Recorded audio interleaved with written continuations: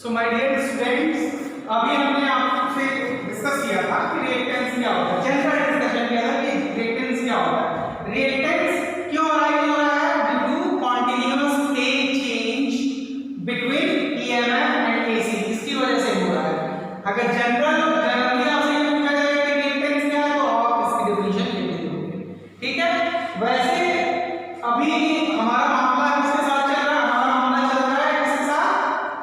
एक इंडक्टर के साथ चल रहा है। तो हम जो यहाँ रेजिस्टेंस रिएक्टेंस पढ़ेंगे, सबसे पहले वो पढ़ेंगे इंडक्टिव रिएक्टेंस। Inductive reactance. अब इंडक्टिव रिएक्टेंस क्या है और क्यों जनरेट होता है? तो inductive reactance is what? Resistance offered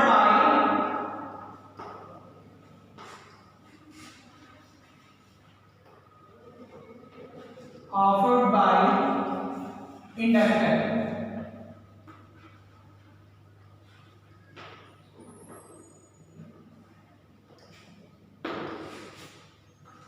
is known as inductive reactance, resistance offered by inductor। सवाल उठता है क्यों, मतलब रेजिस्टेंस क्यों ऑफर कर रहा है इंडक्टर? कोई बीमारी तो होगी नहीं, कोई कॉज होगा इसके पीछे। तो कॉज वही है कि आपसे बात हुई थी ना कि जैसे ही आप क्या करते हो, ये आपके पास एक वायर है, इसको आप सप्लाई दे रहे हो, तो क्या हो रहा है? जैसे ही आप करंट बहना शुरू हो रहा है, यहाँ एक बैक ईएमएफ जनरेट हो रहा है। तो this back EMF is generated due to the change in flux. ये शुरुआत में हमने डिस्कस किया था। तो this is offering an hindrance. Hindrance का मतलब रेजिस्टेंस हुआ, उसी हिंड्रेंस का नाम हमने यहाँ इंडक्टिव रिएक्टेंस का नाम ले लिया है, रिएक्टेंस का नाम ले लिया है। इट मींस कॉज क्या है इसका?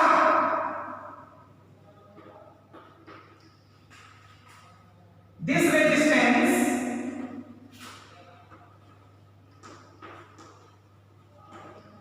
arises due to what? Due to back EMF या due to induced EMF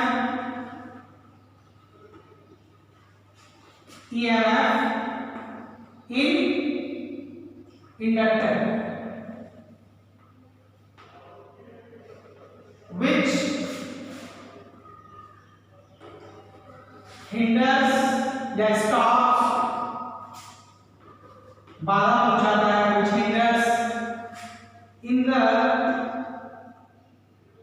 flow of current। तो ये इसका कॉज है। यानी what is inductive reactance? Inductive reactance को हम रिप्रेजेंट कैसे करते हैं? रिप्रेजेंट करने का तरीका एक्स है, ठीक है। एक्स्ट्रा लार्ज नहीं है उसका मतलब, एक्सएल का मतलब है एक रिप्रेजेंटेशन है। एल आप जानते हैं इंडक्टर के लिए हम रिप्रेजेंट करते हैं, और यहाँ एक्स रिप्रेजेंट कर रहा है, नहीं आने देंगे, रोध है यानी रेजिस्टेंस है यानी रिएक्टेंस। तो ये साहब इसका जो है रिप्रेजेंटेशन है, और ये रेजिस्टेंस है ऑफर्ड बाय इंडक्टर। क्यों है ये रेजिस्टेंस? वो पुराना वाला रेजिस्टेंस का कारण नहीं है जिसमें आप पढ़ते थे कि resistance arises due to obstruction in the path of flow of electron। किसके द्वारा ऑफर किया जाता था? चार्जेस या आयंस के द्वारा। लेकिन यहाँ ये जो कॉज है इंडक्टिव रिएक्टेंस का, उसका मुख्य कारण वही है कि whenever current rises in any coil, self inductance arise होता है, और उसकी वजह से करंट के ग्रोथ में डिले हो रहा है, या करंट के ग्रोथ को ये होने नहीं देगा जब तक कि आप एक ऐसा सोर्स यहाँ ना लगाएं जिसकी वैल्यू क्या हो, इसकी से ज्यादा हो।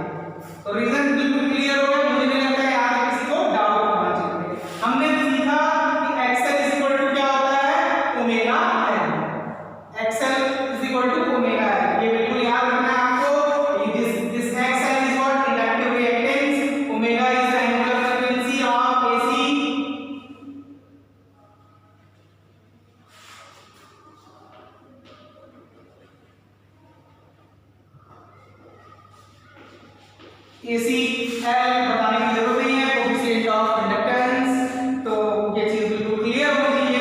ओमेगा को आप इसको दूसरे तरीके से भी लिख सकते हो, कैसे लिख सकते हो बच्चों, 2 pi upon t into l, ये भी लिख सकते हो। और 1 by t is equal to कितना होता है, 1 बाई 2 इज इक्वल टू क्या होता है, फ्रीक्वेंसी, तो इसको ऐसे लिख सकते हो 2 पाई न्यू l। तो these are the different methods of writing what inductive reactance. यहां तक कोई डाउट किसी स्टूडेंट को, आई डोंट थिंक होना भी चाहिए। अब हम आगे बढ़ते हैं, कुछ चीजें और सीबीएसई के पॉइंट ऑफ व्यू से डिस्कस कर लेते हैं जो रिएक्टेंस से पूछे जाते हैं। तो पहला क्वेश्चन जो पूछा जाता है वो होता है कि what will be the resistance offered by inductor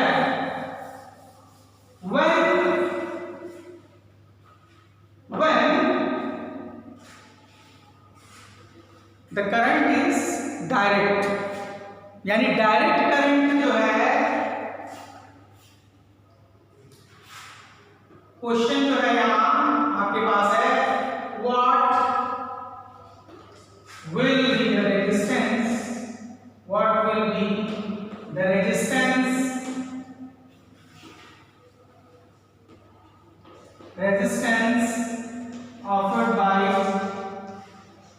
offered to DC, यानी direct current DC by inductor. कोई साहब जो इसको बताने की कोशिश करेंगे मेरे आगे सॉल्व करने से पहले, ठीक है? चलिए आगे बढ़ते हैं और इससे आंसर करते हैं। कोई साहब ये बताएं कि डीसी की फ्रीक्वेंसी कितनी होती है, क्या होती है, क्या वो साइकिल लगाता है, साइकिल पूरा करता है, नहीं, वो तो आप जानते ही हो डीसी, हमारा जो स्टैंडर्ड डीसी है वो कैसे बढ़ता है, ऐसे, उसकी फ्रीक्वेंसी क्या होती है, 0। अगर हम बात करें यहाँ टी और करंट के बीच की बात, तो इस तरीके से फ्लो करता है, इसकी फ्रीक्वेंसी क्या होती है, डीसी की फ्रीक्वेंसी क्या होती है, फ्रीक्वेंसी इसकी क्या होती है, 0। डीसी की फ्रीक्वेंसी क्या हो गई, 0। तो अभी आपने सीखा था कि इंडक्टिव रिएक्टेंस या इंडक्टिव रेजिस्टेंस कितना होता है, ओमेगा एल, या दूसरे शब्दों में कहें 2 पाई न्यू एल, यही होता है। तो एल की कोई भी वैल्यू, कोई भी इंडक्टर हो, उसको डीसी में ले जाके जैसे ही आपने लगाया, फ्रीक्वेंसी डीसी की क्या होती है, डीसी फ्रीक्वेंसी कितनी होती है, डीसी फ्रीक्वेंसी क्या होती है, हमेशा 0। तो ये जब 0 हो जाएगा तो बाकी सब भी क्या हो जाएंगे, 0 हो जाएंगे। इट मींस कंक्लूजन क्या निकाला आपने कि inductor doesn't offer any resistance, inductor doesn't offer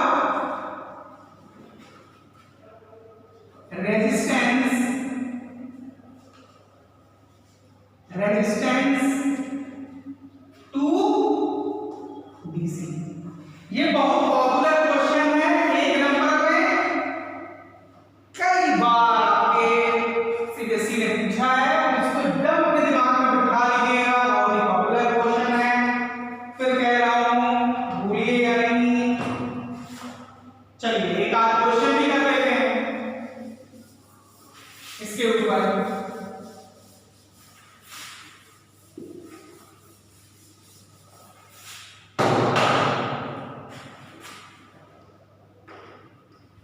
शुरुआत कैपिटल लेटर से करनी चाहिए थी, वो ना हो पाया, लेकिन आप याद रखिएगा। फाइंड द एक्सेल या इंडक्टिव रिएक्टेंस या रिएक्टेंस की बात कर दो, क्वेश्चन में इंडक्टिव रिएक्टेंस लिखा रहेगा, reactance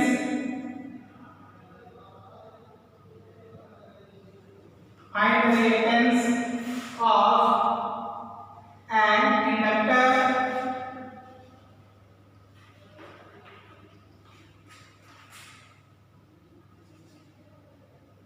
by an AC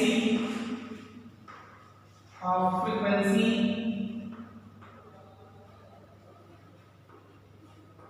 50 unit क्या होगी हर्ट्ज एंड गिवन क्या है L is equal to 200। सबसे पहले हम क्या ध्यान देते हैं वेरिएबल्स क्या हमारे पास मौजूद है और उन्हें पाना क्या है। क्वेश्चन सॉल्व करने का यही तरीका होता है। सबसे पहले वेरिएबल हमारे पास L है, वो है 200। हमारे पास फ्रीक्वेंसी है, वो है कितना 50 हर्ट्ज। हमें फाइंड क्या करना है, we have to find XL reactance.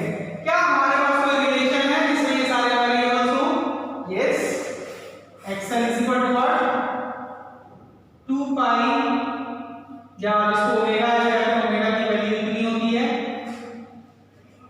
तो दिस इज योर 2 पाई को जस्ट का प्लस छोड़ दीजिएगा, न्यू कितना है 50 and L is what 2, so this becomes 200 pi, okay. और यूनिट क्या होगी, कोई भी रेजिस्टेंस हो, रिएक्टेंस भी तो रेजिस्टेंस ही है, तो कोई भी रेजिस्टेंस हो यूनिट उसकी क्या होगी ओम। ये मत कहिए कि पहले आपने डिस्कस नहीं किया था, ये बहुत इंपॉर्टेंट चीज बता रहा हूं मैं फिर आपसे। चाहे कोई भी रिएक्टेंस हो, चाहे कैपेसिटिव रिएक्टेंस हो, चाहे इंडक्टिव रिएक्टेंस हो, चाहे रेजिस्टेंस हो, यूनिट हमेशा क्या होनी है पाई। नंबर आपको इतना ही मिलना है, चाहे 200 पाई लिखिए या 3.14 से मल्टीप्लाई कर लीजिए, आप 3.14 से मल्टीप्लाई कर लीजिए और उसको आप 628 करिए, 628 नंबर उतने ही मिलने हैं। आपका थोड़ा समय हो जाएगा तो आप नहीं छोड़ सकते हैं। I don't think there should be any doubt. तो ये बहुत ही सिंपल सा एक एग्जांपल था आपके लिए, आप और भी न्यूमेरिकल्स कर सकते हैं, इससे बहुत सारे न्यूमेरिकल्स मिलेंगे। अब हम चलते हैं आगे। रिएक्टेंस मुझे लगता है बड़े अच्छे ढंग से आप लोगों को समझ में आ गया होगा कि जहां रेजिस्टेंस क्यों पर होता था electrical obstruction in the flow of electron due to the charges यानी ions, वही रिएक्टेंस या इंडक्टिव रिएक्टेंस क्यों ऑफर हो रहा है। Inductive reactance is the resistance offered by inductor, और क्यों, due to the change in flux which give rise to the induced EMF। वो जो induced EMF है that obstruct in the flow of current। Current के flow में वो क्या करता है, ऑब्स्ट्रक्शन फ्लो प्रोड्यूस करता है ना। वो करंट आगे जा रहा है तो इंड्यूस EMF इंसा ऑब्स्ट्रक्शन प्रोड्यूस कर करंट को बढ़ने ही नहीं देगा। तो ये जो नया तरह का इंडक्टेंस है ना, उसको हम क्या बोलते हैं, इंडक्टिव रिएक्टेंस। यहां तक का तो मामला क्लियर हो गया। अब अगली चीज आती है, याद रखना रेजिस्टेंस में हमने बताया था कि फेज रिलेशन जब भी आता है, 3 नंबर का क्वेश्चन आता है, 2 नंबर आपको रिलेशन शो करने में लगता है कि show the relation between show that EMF and conductors are AC flowing in the same direction। यहां क्या प्रूव करना था आपको, show that there is a phase difference of 90 degree in EMF and AC। ये साथ में इसमें कुछ हल्ला रहेगा, क्या रहेगा, वो रहेगा वही जो पुराना है, यानी आपको वेव डायग्राम बनाना होगा, या फिर पहले हम वेव डायग्राम देखते हैं।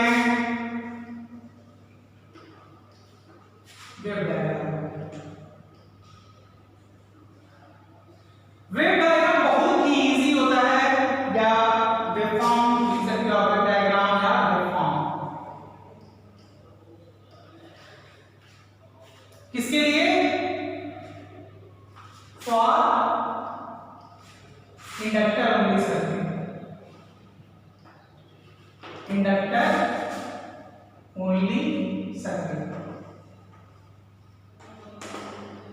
तो आप जानते हैं, पहले हम रिलेशन लिख लेते हैं, E equal to current equation हमारा ये यहीं से शुरू होगा, इसको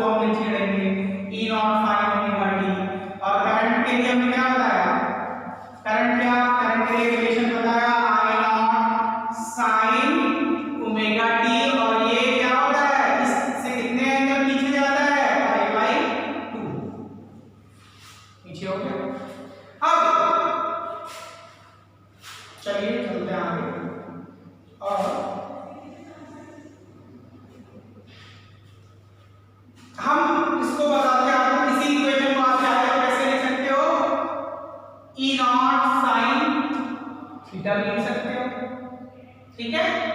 और इस इक्वेशन को आप कर सकते हो E naught sine theta minus pi by 2। तो ये रिलेशन आपके पास मिला। अब अगर इसका वेव फॉर्म हमें ड्रॉ करना है तो हम पिछले तरीके पे ही जाएंगे, यानी अगर यहाँ पे हमने क्या लिखा 0 और ये लिया हमने पाई बाय 2 और ये अगला एंगल लिया कितना पाई, अगला एंगल लिया 3 पाई बाय 2 और अगला एंगल लिया 2 पाई। चलिए सबसे पहले ईएमएफ को अपना पुराना तरीका में ईएमएफ यहाँ बहुत है, यही पावर की सप्लाई है, यही ऊर्जा का स्रोत है यहाँ पे करंट के, तो हम इसको बोल्ड लाइन से दर्शाएंगे। अगर हम यहाँ थीटा की वैल्यू 0 रखते हैं तो ई की वैल्यू कितनी हो जाएगी sin 0 0, यानी ई कितना हो जाएगा 0। लेकिन पहला पॉइंट हमें कहाँ मिला, यहाँ मिला, इसको सर्किल कर लिया डॉट लगा के। अब यहाँ पाई बाय 2 रखो तो पाई बाय 2 कितना होता है 1 हो गया, तो यहाँ कितना बचा ई नॉट, यानी एम्पलीट्यूड करंट की मैक्सिमम सॉरी ईएमएफ की मैक्सिमम वैल्यू, इसके अक्रॉस मान लो ये मैक्सिमम वैल्यू है पाई बाय 2 के।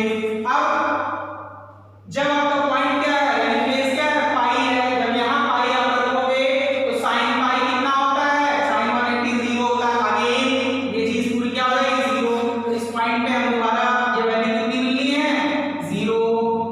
फिर आगे चलते हैं 3 पाई बाय 2 पे, तो 3 पाई बाय 2 जो है किस क्वाड्रेंट में जाएगा थर्ड क्वाड्रेंट में, और आपको यहाँ क्या मिलेगा sin 180 प्लस 90, यानी sin 90 ही मिलेगा। लेकिन थर्ड क्वाड्रेंट में साइन क्या होता है नेगेटिव, तो sin 90 की वैल्यू हो गई 1, लेकिन -1, तो यहाँ -1 से मल्टीप्लाई करोगे तो कितना मिलेगा -e नॉट, यानी इधर भी मैक्सिमम मिलेगा लेकिन इधर मिलेगा नेगेटिव डायरेक्शन, तो यहाँ मिल गया। अब इस पॉइंट की बात करते हैं sin 2 पाई, वापस आप काम हो जाओगे 0 पे, यानी फिर sin 2 पाई पे ये वैल्यू कितनी हो जाएगी 0। अब इन सारे पॉइंट्स को हम मिला देते हैं बोल्ड लाइन से, ये मिलाया,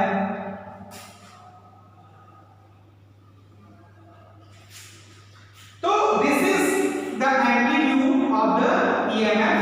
जनरल इक्वेशन इसका आप जानते हैं ई नॉट साइन ओमेगा टी या थीटा की बात करो तो थीटा ही लिख लेते हैं। तो this is the wave form of what EMF, इसमें इंडक्टर। लेकिन अब सवाल उठता है करंट का, वापस आते हैं करंट पे। करंट बहुत सही है तो हम उसको डॉटेड लाइन से रिप्रेजेंट करेंगे। करंट के लिए जो रिलेशन है यहाँ ई लिख गया है, यहाँ आर होना चाहिए, तो करंट पे आ जाते हैं। अब देखिए अगर हम पहले पॉइंट की बात करें 0, तो थीटा अगर हम यहाँ 0 रखेंगे, if we are putting theta 0 then it is what sin minus pi by 2।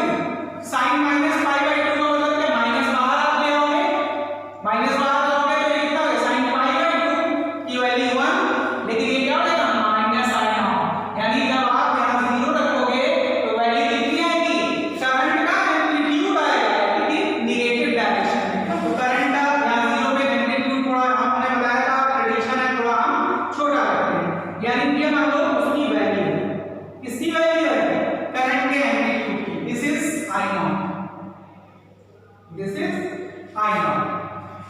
तो 0 का हमको मैक्सिमम मिला, लेकिन कहाँ नेगेटिव डायरेक्शन में। अगला पॉइंट पाई बाय 2, थीटा पे पाई बाय 2 रखोगे, पाई बाय 2 माइनस पाई बाय 2 कितना हो गया 0, यानी sin 0 कितना हो गया 0, यानी यहाँ 90 पे करंट की वैल्यू कितनी मिलनी है 0, तो दिस इज 0, ये करंट वाला पॉइंट मिल गया। अच्छा चलो करंट वाले को पहचानने के लिए हमें क्रॉस लगा देंगे कि ये करंट वाले का पॉइंट है क्रॉस वाला, ठीक। अब आगे चलते हैं तीसरे पॉइंट पे आते हैं। तीसरा पॉइंट हमारा कितना है पाई,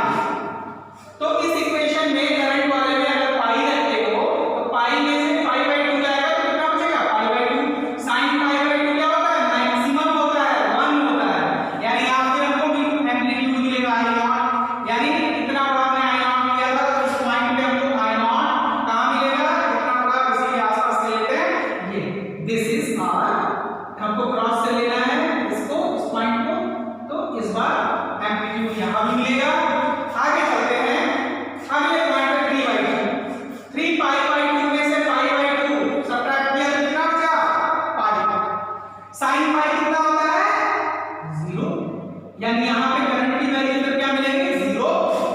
फिर आगे चलते हैं और देखते हैं अगली पॉइंट यानी 2 पाई में से अगर हमने पाई बाई 2 सबट्रैक्ट किया तो क्या मिलेगा 3 पाई बाई 2। 3 पाई बाई 2 कहाँ जाएगा pi plus pi by 2 third quadrant में। Third quadrant of sin pi plus pi by 2 कितना होता है sin पाई बाई 2 ही होता है। लेकिन ये किस क्वाड्रेंट में है थर्ड क्वाड्रेंट में, और थर्ड क्वाड्रेंट में साइन क्या होता है नेगेटिव होता है। नेगेटिव होता है यानी यहां फिर हमको मैक्सिमा मिलेगा। Again we shall obtain maxima लेकिन इधर नेगेटिव डायरेक्शन में। नेगेटिव डायरेक्शन में मैक्सिमा हमें फिर मिलेगा यानी इस पॉइंट पे हमें ये आपको फिर मैक्सिमा मिलेगा एक पॉइंट ये करंट का फिर यहाँ का। अब आप इसको मिला लो तो हम जब इसको मिलाएंगे तो ये किस तरीके से जा रहा है देखो बच्चों डॉटेड लाइन से हमें मिलाना है। ये ऐसे गया फिर इधर आया ये मिनिमा की तरफ गया again it is overtaking maxima. तो here this dotted line is represented what I is equal to I naught sin theta minus pi by 2 या omega t minus pi by 2 you can say। तो this is the waveform you can see at every point here when the value is 0 the current is lying at ये 0 है और ये क्या है 90 degree पीछे है। यहाँ की बात करो ये देखो यहाँ पे ये मैक्सिमम है और यहाँ पे ये क्या है पाई बाई 2 पे मिनिमम है। दोनों के बीच का फेज डिफरेंस कितना है यहाँ करंट 0 है यहाँ मैक्सिमम है 90 degree. At every point you will find that the EMF is forward to 90 degree with respect to current. This is the waveform. It is the easiest one. Simply आपने mathematics 11 में पढ़ रखा है ये sign कर रहा है और ये कॉस कर रहा है और ये कॉस कर जो है वो 90 डिग्री पीछे है साइन कर्व से। ऐसे भी मैथमेटिक्स वाले समझ सकते हैं बाय वाला कोई दिक्कत नहीं है। This is the waveform. यहाँ तक किसी को कोई प्रॉब्लम नहीं होनी चाहिए। बहुत क्लियर और अच्छे ढंग से आप कर दीजिएगा। आपके लिए होमवर्क है कि आप टाइम के टर्म में यानी आपका होमवर्क क्या है सेम ग्राफ अब आपके किसके लिए ड्रॉ करोगे टाइम के लिए यानी 0 p by 4 p by 2 t by 2 3t by t by 2 हाँ then 3t by 4 then this will be t तो सॉरी हाँ t by 4 के लिए आपको इसको ड्रॉ करना है। फिर t by 4 इसमें ऐड किया हाँ इसके लिए आपको वेवफॉर्म ड्रॉ वेवफॉर्म ये आपके लिए होमवर्क है। आप खुद वेवफॉर्म ड्रॉ करोगे किसके लिए फॉर E एंड I। यहाँ टाइम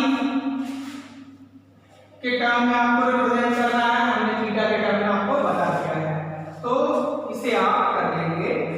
तो दिक्कत होगी again I will discuss about it.